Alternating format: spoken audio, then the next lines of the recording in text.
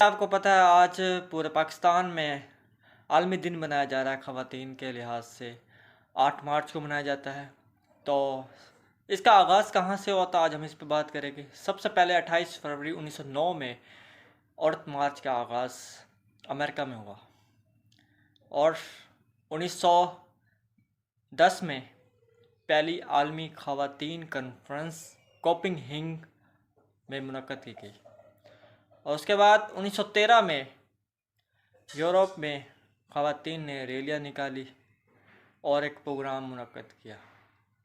और उसके बाद ख़वातीन का मुतालबा ये था कि लोगों में जो ख़वातीन पर तशद्दुद किया जाता है इसकी रोकथाम की जाए। इसकी रोकथाम के लिए एक प्रोग्राम तरकीब दिया जाए ताकि जो मुल्क में बढ़ते हुए वाक़यात है इस पे नज़रसानी की जाए। औरत मार्च का मकसद यह है कि औरत को हकूक़ देने चाहिए।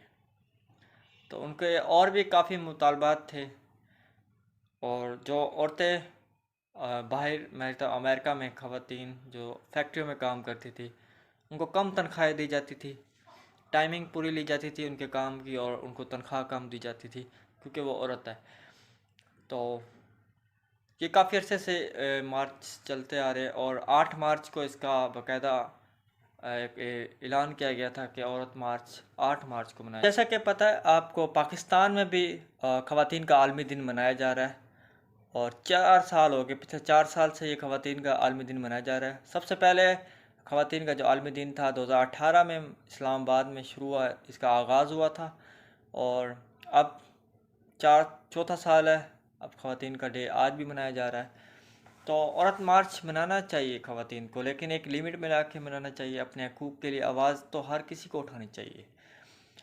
जब लगे कि आप पे कुछ तशद्दुद हो रहा है, कुछ ऐसा आपके साथ सलूक किया जा रहा है, उसके ख़िलाफ़ आप आवाज़ उठाना चाहते हैं तो आप करें, ज़रूर करें, लेकिन एक लिमिट में रह के किया जाए।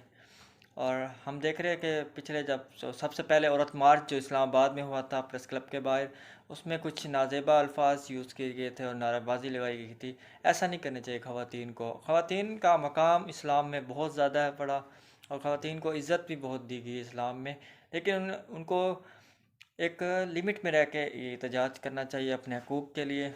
और वाकई माशरे में आज देखा जाए तो ख़वातीन पर तशद्दुद बढ़ता जा रहा है।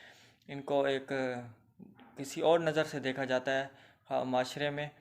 तो आप देख ले हर जगह औरत का कितना मकाम है पड़ा। आप किसी भी हस्पताल में चले जाए या किसी आर्मी के इदारों में चले जाए, ख़वातीन सबसे आगे है और इनको इज़्ज़त देनी चाहिए माशरे में। हमें इनको अगर इज़्ज़त देंगे तो हमारा माशरा भी तरक्की करेगा। औरत को एक इज़्ज़त देनी चाहिए, इज़्ज़त की नज़र से देखना चाहिए हमें और इनका मकाम बहुत बुलंद है बड़ा।